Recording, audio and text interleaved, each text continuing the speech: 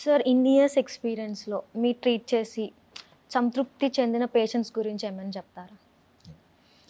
So in years అంటే సుమారుగా నేను 2003 అంటే 20+ ఇయర్స్ ఎక్స్పీరియన్స్ నాకు. హ్మ్. చాలామంది పేషెంట్స్ని చూసుంటాము. దాంట్లో డెఫినెట్గా చనిపోతారు అన్న పేషెంట్స్, హ్మ్. రికవర్ అయిన వాళ్ళు, హ్మ్. వాళ్ళు ఇప్పటికీ వచ్చి మేము మీ ట్రీట్మెంట్ వలన మాకు సెకండ్ లైఫ్ వచ్చింది, రెండో జన్మ మాకు ఇది ఓకే. అని వాళ్ళు లైఫ్లో స్పెసిఫిక్ ఈవెంట్స్ అంటే వాళ్ళ పుట్టినరోజు వచ్చింది అనుకోండి, హ్మ్. వాళ్ళ ఇంట్లో వాళ్ళతో సెలబ్రేట్ చేసుకుంటారు. హ్మ్. అండ్ సేమ్ టైమ్ ఓకే నేను ఈరోజు ఈ పుట్టినరోజు చేసుకోవటానికి కారణం అంటే నాకు ఇంతకు ముందే నేను చనిపోయి ఉండాల్సింది, బట్ ఇప్పటికీ నేను పుట్టినరోజు చేసుకుంటున్నాను అంటే ఈ హాస్పిటల్లో నాకు అందిన ట్రీట్మెంట్ లేదా ఈ పర్టికులర్ డాక్టర్ ట్రీట్ చేశారు హ్మ్. అని మాతో పాటు వాళ్ళ హ్యాపీనెస్ని షేర్ చేసుకోవడానికి వచ్చిన వాళ్ళు చాలామంది ఉంటారు. అవును. అండ్ మేము నేను బయటికి వెళ్ళినప్పుడు డాక్టర్ గారు మీరు నన్ను ట్రీట్ చేశారు, ఈరోజు ఏదో షాపింగ్ కాంప్లెక్స్కి వెళ్ళాం, హ్మ్. వాళ్ళు అక్కడ కనిపించి మీరు మమ్మల్ని ట్రీట్ చేశారు, హ్మ్. మేము ఇలా ఉన్నామంటే ఈరోజు నేను వచ్చి ఇక్కడ షాపింగ్ చేస్తున్నానంటే మీరే కారణం, ఈ టైప్లో చాలామంది అవును. మనకి తారసపడతారు. అటువంటి సందర్భాల్లో వాళ్ళు అంటే మనకి మెమరీస్ ఫేడ్ అవుట్ అయిపోతాయి. లైక్ పేషెంట్స్ అయితే వాళ్ళు ఒకే డాక్టర్ని చూశారు లేదా తక్కువ మంది డాక్టర్స్ని అవును. చూశారు. యాజ్ డాక్టర్స్ మేము ఎక్కువ మంది పేషెంట్స్ని అవును. చూడటం వలన 6 months 1 year 2 years ఇలా గుర్తుంటారు, కానీ తర్వాత ఫ్రీక్వెంట్ రివిజన్ లేకపోతే వాళ్ళు మర్చిపోతాం. బట్ అటువంటి వాళ్ళు కనిపించినప్పుడు మాకు చాలా హ్యాపీగా అనిపిస్తుంది. అవును. ఇప్పుడు డాక్టర్స్ తీసుకుంటే how are they different from any other profession. హ్మ్.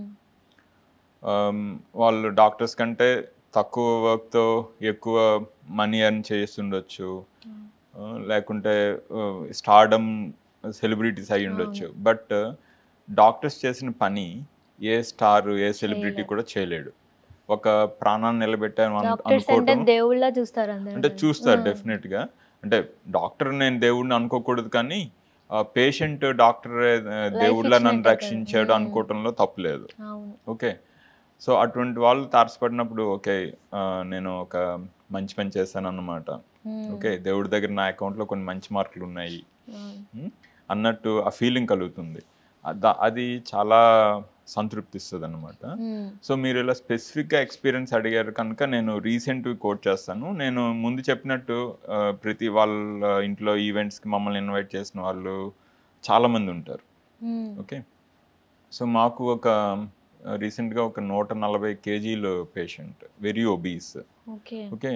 ఆయనకి బ్యాడ్ న్యూమోనియా అంటే లంగ్స్లో సివియర్ ఇన్ఫెక్షన్ వచ్చింది. అండ్ ఆక్సిజన్ లెవెల్స్ బాగా తగ్గిపోతున్నాయి, కార్బన్ డైఆక్సైడ్ లెవెల్స్ బాగా ఎక్కువైపోతున్నాయి. ఇంకా చనిపోతాడేమో పేషెంట్, కొన్ని గంటల్లో చనిపోతాడేమో అన్న సిచ్యువేషన్స్. సో మేము చేయాల్సింది చేస్తున్నాము, ఫ్యామిలీ మెంబర్స్కి చెప్పాలి పేషెంట్ కండిషన్ బాగుండలేదు, డిటోరేట్ అవుతున్నాడు. సో చెప్పకపోతే ఏమవుతుందంటే సడన్గా అయింది, వచ్చినప్పుడు బాగానే ఉన్నారు కదా మాట్లాడుతున్నారు, ఇప్పుడు ఏంటి మీరు చనిపోయాడు అంటున్నారు ఆర్ చనిపోతాడు అంటున్నారు, ఇలా ఉంటుంది. సో మేమేం చేస్తామంటే గ్రాడ్యువల్గా జరుగుతున్నట్టు వాళ్ళకి ఇన్ఫామ్ చేస్తాం. సో దట్ మా డిఫికల్టీస్ ఏంటి ఆర్ పేషెంట్స్కున్న కండిషన్ ఏంటి, ట్రీట్మెంట్ ఆప్షన్ ఏంటి, అసలు ఆప్షన్స్ ఉన్నాయా లేవా, ఇవన్నీ వాళ్ళకి అర్థం కావాలి. సో అది చేసుకుంటూ మా ట్రీట్మెంట్ ప్లాన్లో ఆ పేషెంట్ని ప్రోన్ వెంటిలేషన్ అంటాము, 140 kg ఉన్న పేషెంట్ని అనెస్థైజ్ చేసి తిప్పటం కూడా. అంటే ప్రోన్ వెంటిలేషన్ అంటే ఏంటంటే మామూలుగా పడుకున్నట్టు ఉంటారు పేషెంట్లు, మీరు చాలా ఐసీయూస్లో చూసి ఉండొచ్చు. అప్పుడు లంగ్స్ ఎఫిషియన్సీ కంటే పేషెంట్ని బోర్లా తిప్పి వెంటిలేట్ చేసేటప్పుడు ఇలా బోర్లా ఫేస్ డౌన్ చేస్తే లంగ్స్ ఎఫిషియన్సీ పెరుగుతుంది.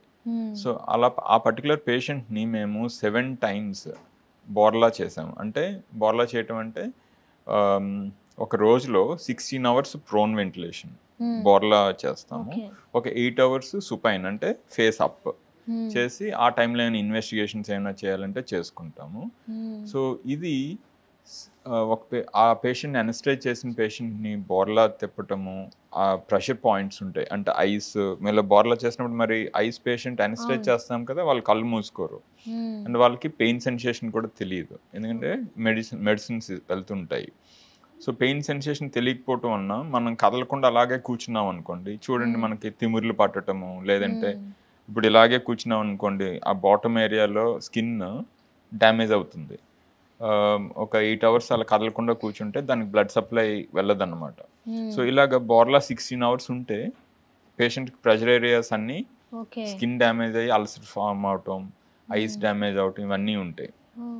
ఈ పర్టికులర్ పేషెంట్ నేను మెన్షన్ చేసిన పేషెంట్ నేమ్ చెప్పకూడదు కదా, సో చేసిన 7 sessions ఆఫ్ ప్రోనింగ్ చేసి ఆ తర్వాత అతనికి సుమారుగా 30 రోజులు ప్లస్ 1 month ప్లస్ ట్రీట్మెంట్ అయింది. ట్రీట్మెంట్ అయిన తర్వాత సక్సెస్ఫుల్గా డిశ్చార్జ్ చేయగలిగాము. చేసిన తర్వాత వాళ్ళ family they were like we lost, wife was like I lost my husband అన్న సిచ్యువేషన్లో షీ వాజ్ లైక్ ఇంకా తప్పదు కానీ ఇంకా ఆ సిచ్యువేషన్ వచ్చేసిందేమో అనుకున్నారు. బట్ అతను డిశ్చార్జ్డ్ వాకింగ్ హోమ్ మళ్ళీ రివ్యూకి వచ్చి వాళ్ళు అందరికి స్వీట్స్ తీసుకుని వచ్చి అంటే స్టాఫ్కి పేరు పేరున ఎప్రిషియేట్ చేయటం అన్నది చాలా మర్చిపోలేని విషయం. ఇది ఏం చేసి ఇంకేదన్నా ఏ పని చేస్తే అంత సాటిస్ఫాక్షన్ వస్తుంది కదా. సో అందుకనే ఇందాక నేను చెప్పింది, however big you are as a celebrity ఎవరైనా కూడాను, but they cannot save the life of a patient and we are able to do that by the help of the God and I feel we are instruments of God. So it's like ఆ patient ఈ సిచ్యువేషన్లో ఇక్కడ ఉండాలి అన్నట్టు. And we cannot go against God any time. So we are like instruments of God and God is using us as instruments to help a particular person or particular patient కదా. So అది very satisfying. ఇలా multiple things ఉంటాయి. ECMO అని ఉంటుంది. ECMO అంటే ఏంటంటే ఇంకా patient చనిపోవటానికి just ముందు అన్న సిచ్యువేషన్ అనుకోండి. అంటే లైక్ మనం వెంటిలేటర్ పెట్టిన, బ్లడ్ ప్రెషర్కి సపోర్ట్ మెడిసిన్స్ ఇచ్చిన, ఆర్గన్ సపోర్ట్స్ ఇచ్చినా కూడా అసలు పనిచేయటం లేదు. అంటే lungs they're totally non functional, మనం ఇస్తున్న ఆక్సిజన్ అబ్జర్బ్ అవటం లేదు. అటువంటి పరిస్థితుల్లో ఏంటి అంటే లంగ్స్ని ఇంకా బైపాస్ చేస్తాం. సో ఒక మెషిన్ పెట్టి పేషెంట్ నుంచి బ్లడ్ తీసి మెషిన్కి పంపిస్తాము. మెషిన్లో ఆక్సిజన్ బ్లడ్లోకి ఇవ్వటము, బ్లడ్లో ఉన్న కార్బన్ డైఆక్సైడ్ బయటికి రావటము జరుగుతుంది. సో ఆక్సిజనేటెడ్ బ్లడ్ పేషెంట్ బాడీలోకి మళ్ళీ వెళ్తుంది. ఓకే, ఇది కొన్ని రోజుల పాటు జరుగుతుంది. డయాలసిస్ అనుకోండి మనం 4 to 6 hours లేదా 12 hours 24 hours చేస్తాం ఇలా. అండ్ ఈ ఎక్మో అన్న ఇన్స్ట్రుమెంట్తో రోజులు అంటే లైక్ మీరు వినుంటారు మన singer SP Balasubrahmanyam garu and Jayalalithaa, Tamil Nadu chief minister Jayalalithaa, వీళ్ళందరికీ కూడా ఎక్మో అన్న సిస్టంలో పెట్టారనమాట. సో వాళ్ళ లంగ్స్ సఫిషియెంట్గా ఫంక్షన్ చేయలేకపోతున్నాయి. అప్పుడు ఈ మెషిన్ సహకారంతో వాళ్ళ బాడీలో ఆక్సిజన్ లెవెల్స్ మెయింటైన్ చేస్తూ వాళ్ళని కొంతకాలం అంటే ఒక 40-50 days వాళ్ళని సస్టైన్ చేశారు. ఆ తర్వాత వేరే ప్రాబ్లమ్స్ రావటం వలన వాళ్ళు చనిపోయారు. సో అలా మా దగ్గర కూడా ఎక్మో ఫెసిలిటీ ఉంది. అంటే పేషెంట్ ఇంకా ఎట్టి పరిస్థితుల్లోనే ఇంప్రూవ్ అవ్వరు అనుకున్న పరిస్థితుల్లో కూడా ఎక్మో పెట్టడం వలన రికవర్ అవ్వడానికి అవకాశం ఉంటుంది అనమాట. సో ఆ పేషెంట్ లైక్ సెకండ్ లైఫ్ అని చెప్పాను కదా, సో ఎగ్జాక్ట్గా అదే సిచ్యువేషన్. సో ఈ పేషెంట్కి ఆ మెషిన్తో సపోర్ట్ ఇవ్వకపోతే 100% డెత్. అది చేయటం వలన వాళ్ళు రికవర్ అయ్యి ఇంటికి వెళ్ళి they are leading independent and happy life. So ఇవన్నీ కూడాను సాటిస్ఫైయింగ్ సిచ్యువేషన్స్. సో ఒక హ్యాపీ పేషెంట్ వెనక్కి వచ్చాడు అనుకోండి, లైక్ మాకు ఏదో చాలా సాధించేసిన ఫీలింగ్ కలుగుతుంది అనమాట. So that is what we అంటే drives us actually. So otherwise చాలా హెక్టిక్గా ఉంటుంది, తర్వాత బర్న్ అవుట్ ఉంటుంది, లైక్ ఐసీయూలో పేషెంట్స్ని చూసి బర్న్ అవుట్ ఉంటుంది. అటువంటి సిచ్యువేషన్స్లో ఇటువంటి ఏమంటారు satisfying situations, happy faces of patients family members చూస్తే ఈ బర్న్అవుట్ అంతా పోతుంది అనమాట. సో అటువంటివి మల్టిపుల్ ఉంటాయి. అంటే ఆల్మోస్ట్ మనకి ఒక 2 monthsకి ఒక పేషెంట్ ఓకే ఈ పేషెంట్ని నేను మేము ఇన్వాల్వ్ అవటం వలన రికవర్ అయ్యాడు. So that is good for ఇంకో 2 months ఈ బండి నడుస్తుంది అనమాట అలా. సో అలా చాలా ఉంటాయి సందర్భాలు. That's really great sir. But you are the reasons of many happy lives. అది కూడా మనం చిన్న హెల్ప్ చేస్తేనే చాలా ఫీల్ అవుతాం. అలాంటి ఒక ప్రాణం ఇస్తామంటే లైక్ ఇవ్వటం కాదు నిలబెట్టినట్టు అవుతుంది ఆల్మోస్ట్. అలాగే మీ ఎక్స్పీరియన్స్లో బ్యాడ్ ఎక్స్పీరియన్సెస్ కూడా ఉంటాయి. లైక్ ఏమైనా రేర్గా క్రిటికల్ కండిషన్స్ వచ్చి మీరు బాధపడే సందర్భాలు చాలా ఉంటాయి. బాధపడే సందర్భాలు ఏంటంటే సో అంటే డాక్టర్స్ కూడాను హ్యూమన్ బీయింగ్సే కదా. అండ్ ఒక ఫ్యామిలీ ఓకే యంగ్ పేషెంట్స్ ఉంటారు. సే మాకు ఒక 14-15 years patient age 14-15 years age patient వచ్చారు. Dengue haemorrhagic fever. Okay dengue ఫీవర్లో సివియర్ ఫామ్. ఓకే అది ఏంటంటే అది రావటం వలన పేషెంట్ బ్లడ్ క్లాట్ అవ్వదు. ఓకే డెంగీ ఫీవర్లో అది సివియర్ ఫామ్. సో పేషెంట్ బ్రెయిన్లో బ్లీడ్ అవటము లేదంటే స్టమక్లో బ్లీడ్ అవటము అంటే మోషన్లో కానీ వామిటింగ్స్లో కానీ బ్లీడ్ అవటం లేదా స్కిన్ అంతా ఇక్కడ స్కిన్ కిందన బ్లడ్ బయటికి బ్లడ్ వెసల్స్ నుంచి బయటికి రావటం ఇలా అయిన సందర్భం ఉంది. అదేంటంటే డెంగీ హెమరేజిక్ ఫీవర్లో కొంతవరకు రికవర్ అయిపోవచ్చు. కానీ కొన్ని సందర్భాల్లో ఏమి చేసినా కూడా పేషెంట్ రికవర్ అవ్వలేదు కూడాను. ఓకే సో అది మనం కూడా హ్యూమన్ బీయింగ్సే కదా, దేవుడం కాదు కదా. సో ట్రీట్మెంట్ లేదు. ఆ పేషెంట్ ఎలా అయినా బతకాలి. Young patient 14-15 years all his life is there head.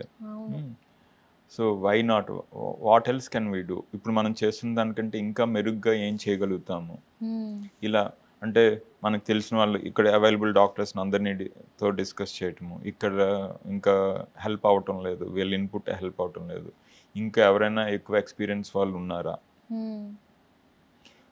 ఇటువంటి సందర్భాలు వాళ్ళతో డిస్కస్ చేసి ఇన్ని చేసినా కూడా రికవర్ అవ్వని సందర్భాలు ఉంటాయి. అండ్ పేషెంట్స్తో మాట్లాడుతున్నప్పుడు ఫ్యామిలీ మెంబర్స్తో మాట్లాడుతున్నప్పుడు వాళ్ళు ఏడుస్తారు. వాళ్ళకి ఆ ఫ్రీడమ్ ఉంటుంది. అట్లీస్ట్ మాకు కూడా అదే ఫీలింగ్ ఉంటుంది. అంటే టేబుల్కి ఇటువైపు అటువైపు ఉన్నా కూడా ఇమోషన్స్ ఆర్ ఇమోషన్స్. ఓకే మాకు కూడా ఏడుపు వచ్చిన సందర్భాలు బోల్డ్ అని ఉంటాయి. ఇది ఏమైనా చేయాలి అనుకుంటాము, ఏమీ చేయలేని హెల్ప్లెస్ సిచ్యువేషన్స్ ఉంటాయి, అవి కూడా ఉంటాయి. And it is part of the game. తర్వాత ఇంకొక పారాక్వెట్ పాయిజనింగ్ అని చెప్తాను, చాలా ఇంపార్టెంట్ థింగ్. చాలామంది అంటే emotional disturbances or momentary decisions అంటే చనిపోవాలి అనుకుంటారు. చనిపోవాలనుకుని ఒక్కొక్కరు ఒక్కొక్క మీన్స్ చూసుకుంటారు. ఒకరు ఏదో తాగేయటము, లేదంటే అంటే పురుగుల మందు తాగేటాలు, గమాక్సిన్ తాగేటాలు, హ్యాంగ్ చేసుకోవటాలు ఇలాంటివి ఉంటాయి. సో పారాక్వెట్ పాయిజనింగ్ అని ఒకటి ఉంటుంది. అదేంటంటే పారాక్వెట్ అంటే హెర్బిసైడ్, అంటే పొలంలో కలుపు అంటారు కదా, కలుపు పోవటానికి వాడతారు దాన్ని. అది చాలా ఈజీగా అవైలబుల్. అంటే మన ఇండియా అగ్రికల్చర్ కంట్రీ కదా, సో మనకి ఈజీగా అవైలబుల్. ఈ పర్టికులర్ సబ్స్టెన్స్ని ఆల్మోస్ట్ 50-60 కంట్రీస్లో బ్యాన్ చేశారు. ఎందుకు చేశారు అంటే అది ఒకసారి తీసుకుంటే పేషెంట్ వెంటనే ఏమీ ఉండకపోవచ్చు. అంటే మరీ ఎక్కువ తీసుకుంటే పేషెంట్ ప్రాణం పోతుంది కొన్ని రోజుల్లో, అంటే 2-3 రోజుల్లో. బట్ తక్కువ తీసుకుంటే 15 రోజుల వరకు నార్మల్గా ఉన్న వాళ్ళకు కూడా ఆ తర్వాత అదే పాయిజన్ ఎఫెక్ట్ వలన చనిపోతారు. దీన్ని పారాక్వెట్ అంటారు. వీళ్ళు ఏంటంటే యంగ్ పేషెంట్స్ వస్తారు మాకు. సో ఆ టైంకి అది అక్కడ ఉంది, తాగేసాము, అప్పుడే వాడికి చనిపోవాలనిపిస్తుంది. ఆ తర్వాత వాడు ఆవేశం చల్లారిన తర్వాత చనిపోవాలనిపించదు, నేను బతకాలి అనుకుంటారు. బట్ అనుకున్నా కూడా ముందు చేసిన తప్పు పారాక్వెట్ పాయిజన్ తీసుకున్నందువలన ఎంత స్ట్రాంగ్గా బతకాలని అనుకున్నా కూడా వాళ్ళని ఇంకా రికవర్ చేయలేము. ఓకే లంగ్స్ ఎఫెక్ట్ అవుతాయి, లంగ్స్ ఇంకెందుకు పనికిరావు. To the extent of lung transplantation కొంతవరకు చేయొచ్చు. బట్ లంగ్ ట్రాన్స్ప్లాంటేషన్ చేయాలి అంటే ఇంకొక బ్రెయిన్ డెడ్ పేషెంట్ దొరకాలి. ఈ పేషెంట్ని ఎక్మో మీద పెట్టాలి, ఎందుకంటే లంగ్స్ పనిచేయటం లేదు. ఎక్మో పెట్టి వాళ్ళని బ్రిడ్జింగ్ ఎక్మో అంటాము, మెయింటైన్ చేసి ఆ లంగ్ దొరకటం అనేది మన చేతుల్లో ఉండదు. సో మన కళ్ళెదురుగానే వాడు ఫుల్లీ కాన్షియస్గా ఉంటాడు, మాట్లాడుతూ ఉంటాడు. వాళ్ళ ఫ్యామిలీ మెంబర్స్ వాళ్ళకి చెప్తాం మేము, వాళ్ళు ఇనీషియల్గా నమ్మరు, ఇంత బాగున్నాడు మీరు చనిపోతాడు అంటున్నారు ఏంటి అంటారు. సో వాళ్ళకి యాక్సెప్ట్ చేయడానికే చాలా టైం పడుతుంది. అండ్ కొన్ని డేస్ అంటే 4 days 5 days అయ్యేసరికి గ్రాడ్యువల్గా డిటరేట్ అయిపోతారు వాళ్ళు. డిటరేట్ అయిపోయి ఇంకా మనం ఏమీ చేయలేని పరిస్థితి. That is very painful. పేషెంట్కి పెయిన్ఫుల్, వాళ్ళ ఫ్యామిలీ మెంబర్స్కి పెయిన్ఫుల్, ట్రీటింగ్ డాక్టర్స్కి అండ్ నర్సెస్కి వీళ్ళందరికీ పెయిన్ఫుల్. అండ్ అంటే నాకే ఒక పవర్ ఉంటే ఆ పర్టికులర్ డ్రగ్ని, హెర్బిసైడ్ని ఇండియాలో కూడా బ్యాన్ చేస్తాను. ఎందుకంటే ఎన్నో valuable lives they are having very painful death. దానికి ఆల్టర్నేటివ్స్ ఉన్నాయి అండ్ మెనీ కంట్రీస్లో బ్యాన్ చేశారు. So why not we? India product అది ఇండియాలో కూడా అవైలబుల్. ఓకే, ఇండియన్ ప్రోడక్ట్ అంటే ఇండియన్ మార్కెట్లో అవైలబుల్. దాని మ్యానుఫ్యాక్చరింగ్ ఇండియాలో చేస్తారా బయట చేస్తారో నాకు తెలియదు, కానీ ఇండియన్ మార్కెట్లో easily available. And that should be ban from our country. అలాగైతే చాలా మందికి హెల్ప్ చేసిన వాళ్ళం అవుతాం అనమాట. చూడాలి మరి ఫ్యూచర్లో గవర్నమెంట్ దాని మీద దృష్టి పెట్టి దాన్ని బ్యాన్ చేస్తే we should feel very happy.